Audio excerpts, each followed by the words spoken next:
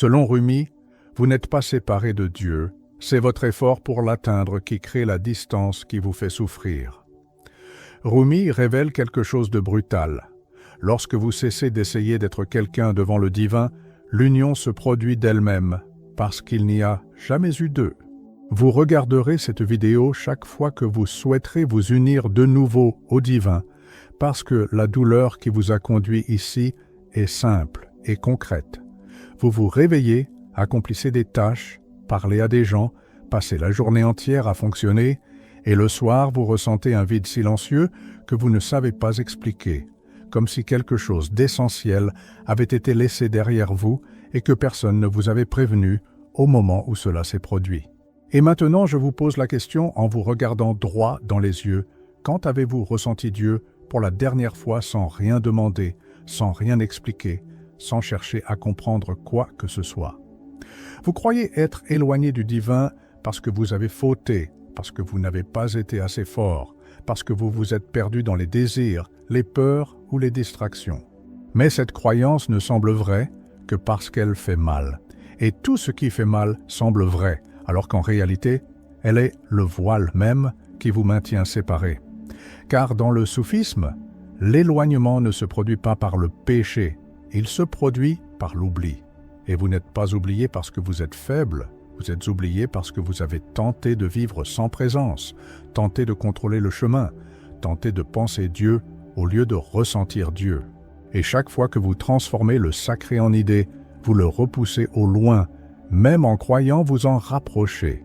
Le véritable problème, et presque personne ne vous le dit avec clarté, est que vous cherchez l'union comme si elle était quelque chose à atteindre, alors que l'union ne s'est jamais perdue, elle a seulement été recouverte par le bruit, par l'effort, par une identité qui veut être vue, acceptée et protégée. Et dans l'enseignement vivant du soufisme, que Rumi a incarné dans la poésie et le silence, le retour au divin n'est pas un mouvement en avant, c'est un abandon vers l'intérieur.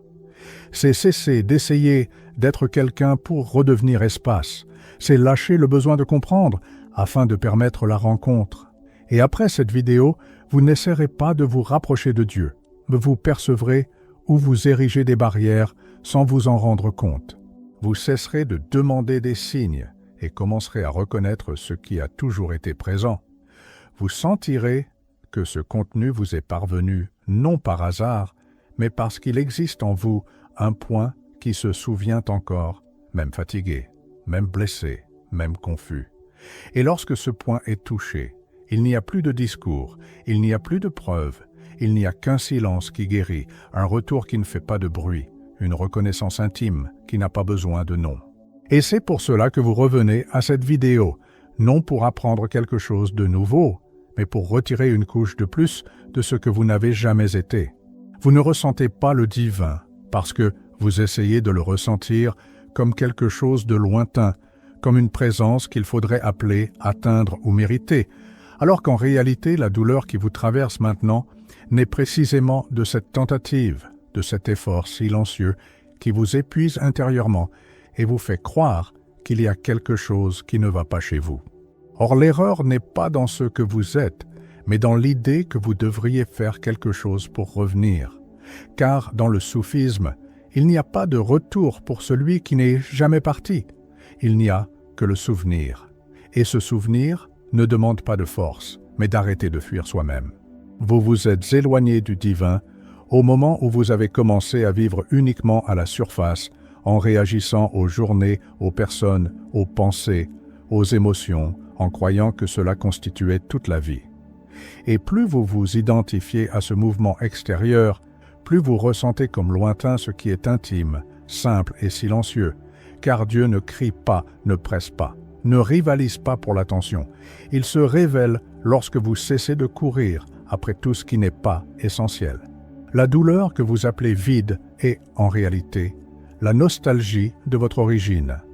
Et Rumi parlait de cette nostalgie non comme d'une tristesse, mais comme du signe que quelque chose en vous est encore vivant, se souvient encore, sait encore, même sans mots, qu'il existe un lieu intérieur où il n'y a pas de séparation.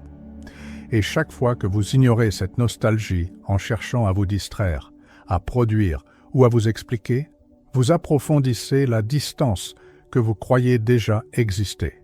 Vous avez appris à chercher Dieu à l'extérieur parce qu'on vous a enseigné que le sacré habitait loin, dans des règles, des images ou des concepts. Mais le soufisme a toujours pointé vers le cœur éveillé, non comme une émotion, mais comme une présence nue. Et tant que vous essayez de comprendre avec l'esprit, le cœur demeure fermé, non par châtiment, mais par excès de bruit, par excès d'effort, par excès de contrôle. S'unir de nouveau au divin ne consiste pas à élever l'âme, mais à dissoudre le poids que vous avez posé sur elle. C'est laisser tomber l'histoire que vous répétez sur qui vous êtes, sur ce qui a manqué, sur ce qui a mal tourné, car chaque histoire renforce l'illusion de séparation. Et Rumi insistait sur le fait que l'amour véritable commence lorsque vous abandonnez le besoin de vous définir. Vous souffrez parce que vous confondez identité et essence, et passez la journée entière à protéger une image, une fonction, un nom, tandis que ce qui est réel en vous demeure oublié, attendant seulement que vous cessiez de le défendre. Car le divin n'entre pas là où il y a une défense constante. Il se révèle là où il y a une remise simple et honnête. Le silence que vous évitez est précisément le portail que vous cherchez. Mais vous avez appris à craindre le silence, parce qu'en lui, il n'y a ni distraction, ni excuse, ni masque. Et c'est dans cet espace nu que l'union se produit, non comme une extase, mais comme une reconnaissance, comme si quelque chose d'ancien en vous respirait enfin, avec soulagement. Vous croyez avoir besoin de pratiques complexes pour vous unir au divin, mais l'enseignement vivant du soufisme a toujours été direct. Cessez de résister à l'instant présent, cessez de fuir ce que vous ressentez, cessez de négocier avec votre propre conscience, car chaque résistance érige un mur invisible entre vous et ce qui est déjà là. La séparation n'est pas spirituelle, elle est psychologique. C'est l'habitude de vivre toujours ailleurs, toujours plus tard, toujours quand quelque chose aura changé. Et pendant que vous attendez ce moment idéal, la vie réelle passe sans être touchée. Or, le divin n'habite pas l'idéal. Il habite l'instant que vous évitez. Rumi ne parlait pas de l'amour comme d'un beau sentiment, mais comme d'une force qui brise l'ancienne identité. Et cela effraie, car s'unir au divin signifie perdre le contrôle, perdre le récit, perdre le personnage que vous avez appris à soutenir pour survivre. Et l'ego préfère la douleur connue à la vérité qui dissout. Vous n'êtes pas fatigué de la vie, vous êtes fatigué de vous éloigner de vous-même chaque jour. Et cette fatigue ne se résout pas par un repos extérieur, mais par un retour intérieur, par le geste simple de cesser de vous abandonner, ne serait-ce que pour quelques instants de lucidité silencieuse. Chaque fois que vous essayez de devenir meilleur pour mériter le divin, vous renforcez la distance, car l'amour que Rumi indiquait ne se conquiert pas, il se reconnaît. Et reconnaître demande de l'humilité, non de l'effort, de l'honnêteté, non une performance spirituelle. Vous ressentez de la culpabilité de ne pas parvenir à maintenir une connexion constante, mais cette culpabilité naît de l'idée fausse que l'union devrait être continue comme un état émotionnel, alors qu'en réalité, elle est un fond silencieux qui demeure même lorsque vous vous perdez. Et sans souvenir est déjà union. Le divin ne se cache pas de vous. Vous vous cachez de vous-même par l'excès de pensée. Et tant que l'esprit domine l'espace intérieur, il ne reste plus de place pour la présence, car penser Dieu n'est pas la même chose qu'être avec Dieu. Le retour ne se produit pas lorsque vous comprenez tout, il se produit lorsque vous admettez que vous ne savez pas, que vous ne contrôlez pas, que vous n'avez rien à soutenir. Et à ce moment-là, quelque chose se relâche, quelque chose tombe, quelque chose s'apaise. Et cela n'est pas une théorie, c'est une expérience directe. Rumi transformait la douleur en chemin parce qu'il savait que la blessure est l'ouverture par laquelle la lumière entre, non parce que la douleur serait désirable, mais parce qu'elle révèle là où vous êtes séparés, là où vous vous êtes endurcis, là où vous avez oublié votre propre origine. S'unir de nouveau au divin, c'est permettre à la vie de vous traverser avec moins de défense, moins d'explications, moins de hâte d'arriver quelque part. Car lorsque vous ralentissez intérieurement, quelque chose de plus vaste commence à respirer à travers vous. Vous n'avez pas besoin de changer toute votre vie maintenant. Vous avez seulement besoin de cesser de lutter contre le moment présent, car toute lutte intérieure est une affirmation de séparation et toute acceptation profonde est un geste de retour silencieux. Cette vidéo n'est pas là pour vous convaincre de quoi que ce soit. Elle est là pour vous rappeler quelque chose que vous savez déjà, mais que vous avez oublié au milieu du bruit. Et si elle est revenue apparaître dans votre vie, peut-être est-ce parce que vous êtes prêt à cesser de chercher à l'extérieur ce qui a toujours été à l'intérieur? Et si la véritable union n'était pas un événement mystique, mais le courage simple de demeurer présent, sans fuir, sans négocier, sans s'abandonner, même lorsqu'il n'y a pas de réponse, même lorsqu'il n'y a que le silence? Qu'est-ce que cela changerait dans la manière dont vous vivez maintenant? Vous tentez de revenir au divin tout en continuant à vivre de la même manière qui vous en a éloigné, en conservant la hâte à l'intérieur, la tension dans la poitrine et ce besoin constant d'arriver quelque part. Et cette contradiction vous blesse en silence, car au fond vous sentez que quelque chose ne s'accorde pas. Vous sentez que ce n'est pas un manque de foi, ni de volonté, mais un manque de présence. Et tant que vous ne le percevez pas, vous répétez le même mouvement en attendant un résultat différent. Le soufisme ne parle pas de fuir le monde, il parle d'y être entier. Et Rumi n'a jamais pointé vers une évasion spirituelle, mais vers une immersion si profonde dans l'instant présent que la séparation ne peut tout simplement plus se maintenir, car lorsque vous êtes totalement présent, il ne reste aucun espace pour l'idée d'une distance entre vous et le divin. Vous croyez vous être perdu parce que la vie vous a endurci, mais ce qui s'est produit est plus subtil. Vous avez commencé à vivre en vous, défendant, en vous préparant, en vous expliquant. Et chaque défense crée une couche supplémentaire entre vous et ce qui est simple, vivant et réel. Or, le divin ne touche que ce qui est nu. S'unir de nouveau au divin n'exige pas que vous abandonniez ce que vous êtes dans le monde. Cela exige seulement que vous cessiez de vous identifier totalement au rôle que vous jouez, car lorsque vous confondez fonction et essence, vous commencez à vivre déconnecté de ce qui vous soutient intérieurement.